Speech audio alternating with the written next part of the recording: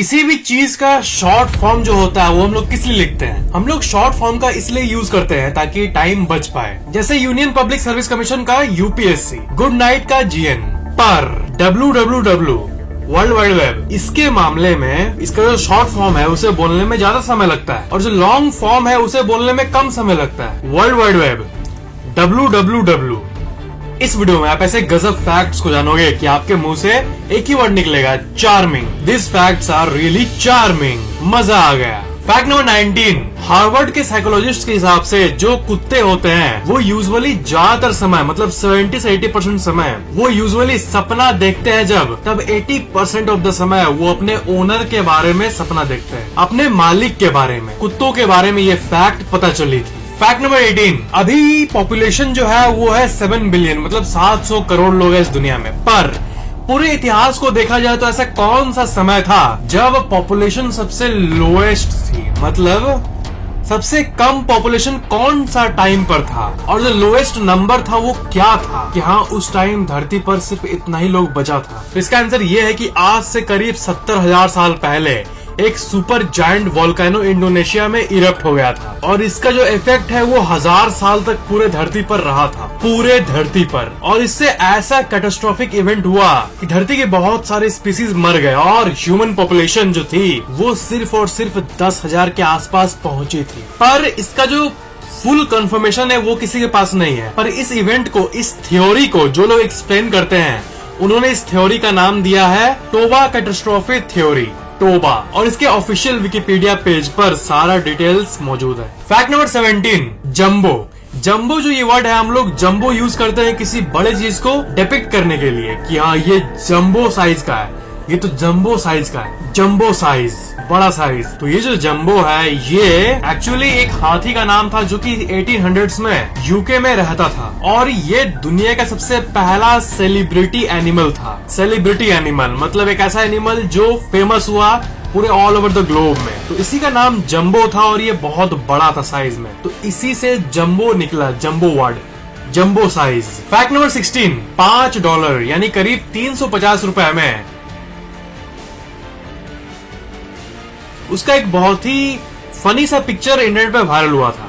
ये देखो, आप $5 में ऑस्ट्रेलिया में 3 LBS मतलब लगभग 1.5 किलो बनाना खरीद सकते हो। ये जो LBS देख रहे हो ना, LBS असल में केजी जो होता है हम लोग का किलोग्राम, वो इसका लगभग आधा होता है, लगभग आधा। तो उसी से माप लो।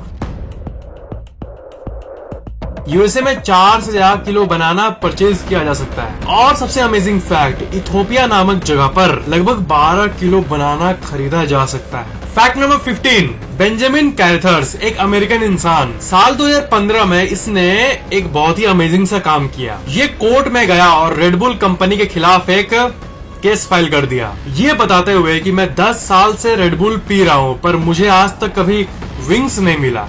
और उस टाइम एक टैग लाइन था कंपनी का कि Red Bull gives you wings, Red Bull पियो और तुम्हारे पंख निकल जाएंगे। तो मतलब इस बात को लिटरली लेके उसने कोर्ट में केस कर दिया। और अजीब फैक्ट ये है कि ये सिर्फ एक मजाकिया केस नहीं था। रेडबुल कंपनी को इस बात को मानते हुए जिसने केस किया था रेडबुल के ऊपर, उसको रेडबुल कंपनी $13 मिलियन दिया, यानी करीब 100 करोड़ रुपए उस लॉसूट के लिए। दैट्स गजब। फैक्ट नंबर 14, अभी जो मैं आपको फैक्ट बताने जा रहा हूँ इससे आपको दिमाग से समझना होगा, थोड़ा डीप फैक्ट है। सब कुछ जो है, हमें जो चीज पसंद आती है, जो चीज पसंद नहीं आती है, उसके पीछे दिमाग का एक एवोल्यूशनरी कारण होता है। तो इसमें एक फैक्ट है कि हम लोग को जो चमचमाती चीजें होती है, जो जैसे ये नेकलेस, तो चमचमाती चीजें हमें बहुत पसंद आती है, शाइनिंग चीजें। तो बात ये है, ये हमारे दिमाग में इसलिए होता है क्योंकि पानी जो है वो ये भी शाइन करता है। और पहले के टाइम में जब टेक्नोलॉजी सब नहीं था,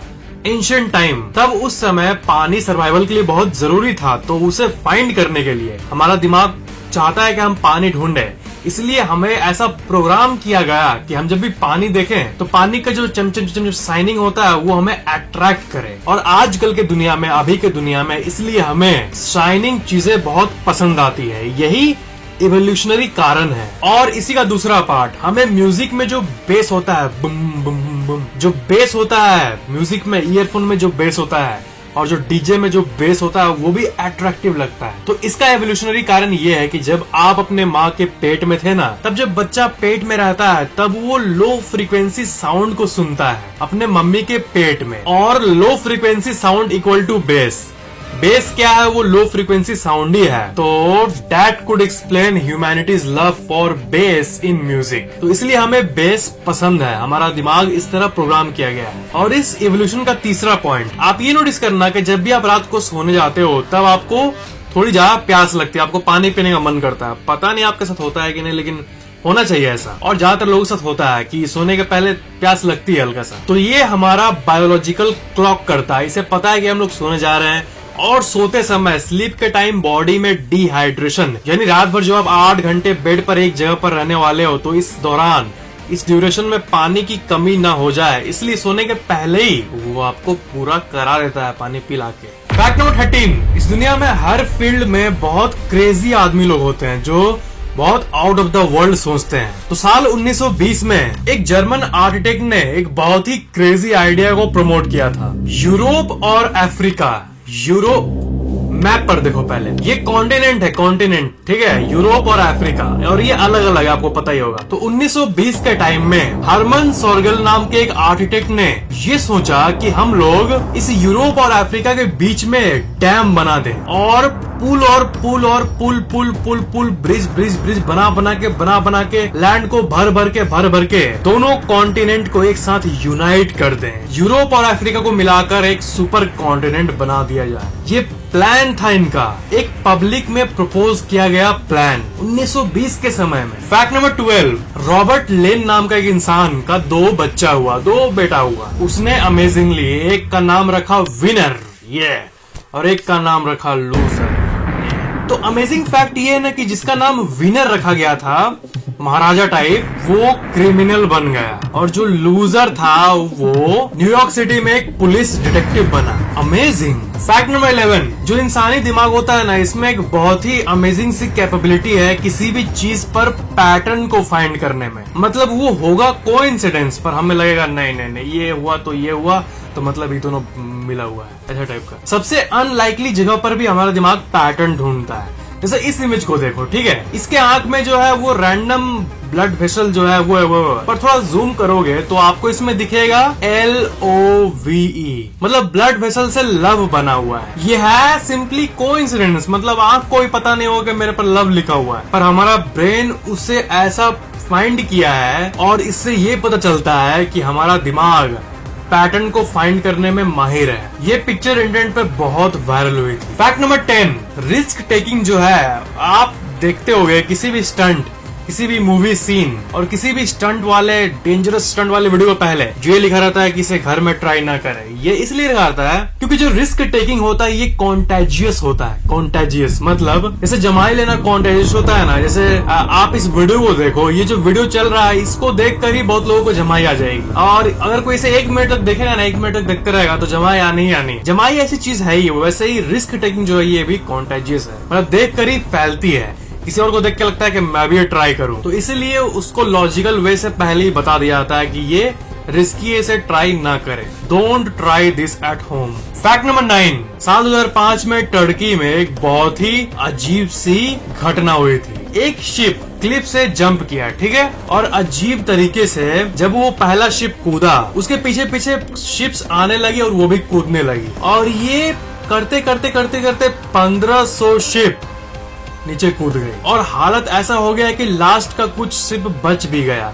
कैसे? जो शिप मरे पड़े थे उस पर जब गिर रहा था तो उसे तो चोट नहीं लग रहा था, क्योंकि वो कशन का काम कर रहा था, सॉफ्ट कशन का काम कर रहा था, तो वो बचा ले रहा था, पर 1500 शिप ऐसे ही मर गए। तो ये टर्की में 2005 में अजीब सी घटना हुई थी, इसका कोई एक्सप्लेनेशन नहीं है, बस एक शिप को देखकर दूसरा करते गया करते गया करते गया। फैक्ट नंबर 8, अगर आपको ये लगता है कि आपको अपने ऊपर सेल्फ कंट्रोल नहीं है, आपको अपने सेल्फ कंट्रोल को बढ़ाना है, तो आप काम करने के लिए अपना नॉन डोमिनेंट हैंड, मतलब अगर आप लिखते ही इस हाथ से हो, खाते ही हाथ से हो, और कुछ भी करते हो, आपका जो मेन हैंड है वो राइट हैंड है, जो कि ज्यादातर लोग का होता है, तो ये आपका डोमिनेंट हैंड कहलाएगा, डोमिनेंट हैंड। और जिस हाथ से आप लिख नहीं पाते हो वो नॉन डोमिनेंट हैंड होगा। तो आप अगर अपने इस हाथ से उस काम को ट्राई करोगे जो कि आप अपने इस हाथ से जनरली करते हो, तब आपका सेल्फ कंट्रोल एक्चुअली बढ़ता है। जैसे इस हाथ से ब्रश करना उल्टे हाथ से, और सामान उठाना रखना अगर इस हाथ से होता है तो उसके बदले इस हाथ से करने का ट्राई करो जनरल लाइफ में। तो इससे एक्चुअली आपका सेल्फ कंट्रोल बढ़ता है। Fact number 7, world wide web, WWW। तो ये जो शॉर्ट फॉर्म है इसे बोलने में ज्यादा टाइम लग रहा है। WWW ऐसे तो बोल नहीं सकते हैं, W इसे बोलने में टाइम लगता है ना। WWW इधर world wide web, world wide web. तो फिर मतलब ये बहुत ही अजीब सी पैराडॉक्स। फैक्ट नंबर 6, वेकेशन यानी छुट्टियों का सबसे परफेक्ट डे पता है क्या होता है? अगर आप छुट्टी पर जा रहे हो तो कितने दिन के लिए आपको जाना चाहिए? तो स्टडीज ये बताती है कि the perfect time of a vacation is 8 days.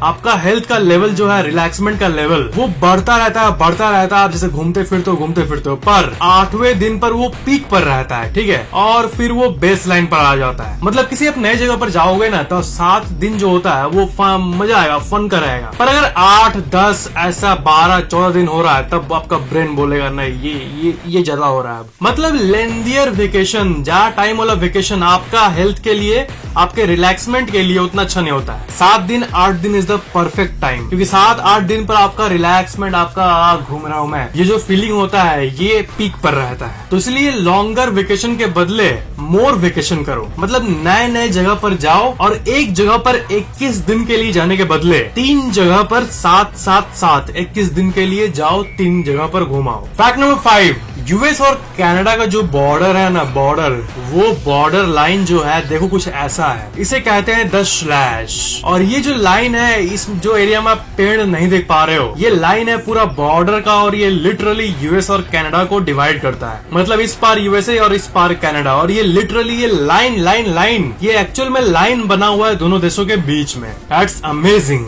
Fact number 4, ये जो पोस्ट आप देख रहे हो ये इंटरनेट पर वायरल हुआ था। इसमें देखो क्या लिखा हुआ, percentages are reversible. 8% of 25 is the same as 25% of 8 and one of them is much easier to do in your head. आपको कोई अगर बोले कि 25 का 8% कितना होता है बताओ, तो आप थोड़ा टाइम लगेगा आपको कैलकुलेट करने में, पर आपको ये पता ही नहीं कि इसको उल्टा कर दो। 8 का 25% कितना होगा, 8 का 50% कितना होगा, 8 का आधा 4 और 4 का आधा 2, मतलब 8 का 25% 2 हो रहा है। तो जो पहला क्वेश्चन था 8% ऑफ 25, वो भी 2 ही है।